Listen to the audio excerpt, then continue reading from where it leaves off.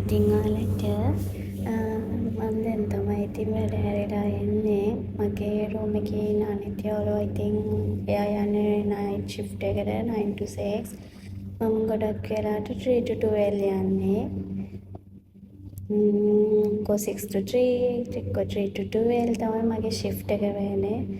ඔය ඉතින් කාමරේට ආව ගමන් දැන් ඉතින් මහන්සි මොකද අපිට පැයක් විතර යනවා එන්න එකමඩේෂන් එකට. හරියටම යන්න එන්න. එතකොට බලන්න පැය දෙකක් යනවා වැඩ කරන පැය දෙකකට අමතරව. මොනා කරන්නද ඉතින්?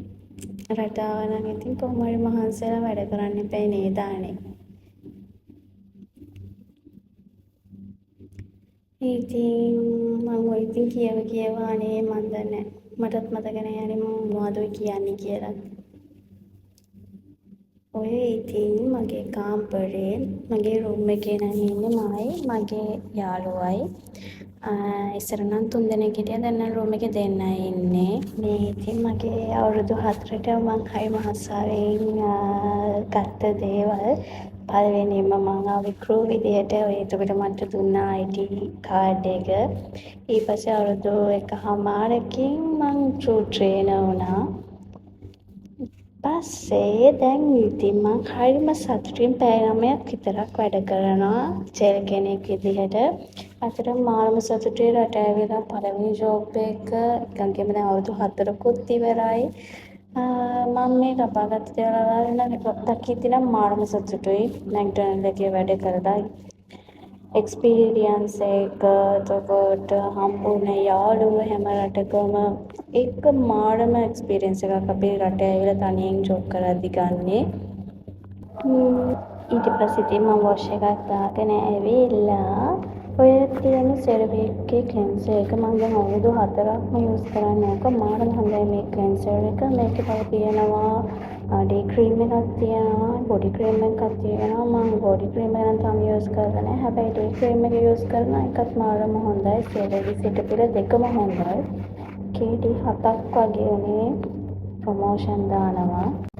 පස්සේ ඉතින් මොනා කරන්නද වැඩ ටිකකින් ඇවිල්ලා කන්න තමයි දැන් හදන්නේ.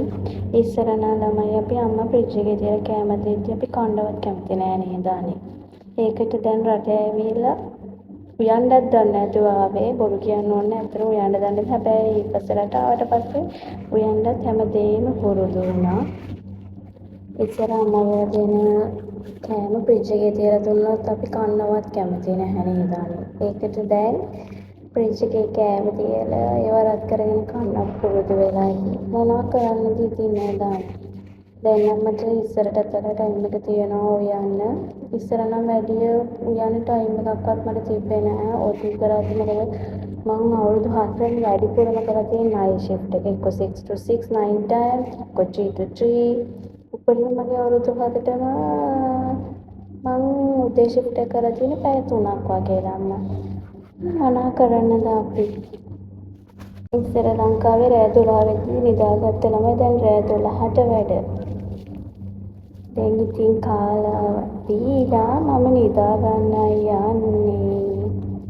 ඔන්න ඔහොම තමයි ඉතින් මගේ අද දවස ගෙවුනේ ළමයි. යාළුවා ඉතින් පරක්කු වෙන්නේ ඉඳලා එයා ඉතින් මං නෙදී. මම වැඩට යද්දී එයා නෙදී. දැන් ඉතින් මං නිදා ගන්නවා.